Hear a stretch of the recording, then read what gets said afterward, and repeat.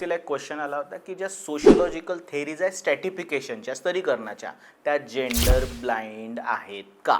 आता लक्षात घ्या की जेंडर ब्लाइंडचा इथे अर्थ असा घेण्यात आलेला आहे की ते जेंडर डायमेन्शनला दुर्लक्षित करतात आणि क्लास रेस अशा गोष्टीवर जास्त फोकस करतात. तर हे खरं आहे का.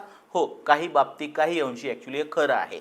जर मार्क्सिस्ट जी थेरी आहे तसं बघितलं तर जास्तीत जास्त क्लासवर फोकस करते.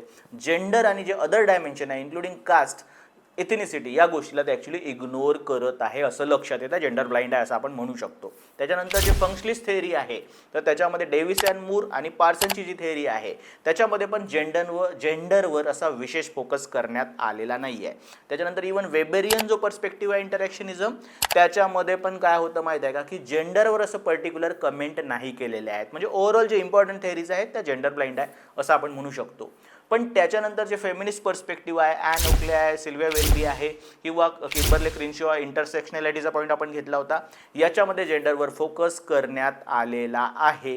तर ओव्हरऑल ओरिजिनल ज्या थेरीज आहेत त्या ॲक्च्युली जेंडर ब्लाइंड आहेत. पण त्याच्यानंतर जे पर्स्पेक्टिव्ह आहे त्याच्यामध्ये त्याच्यावर जेंडर ॲक्च्युली डिस्क्रिमिनेशनवर फोकस करण्यात आलेला आहे असं आपण म्हणू शकतो.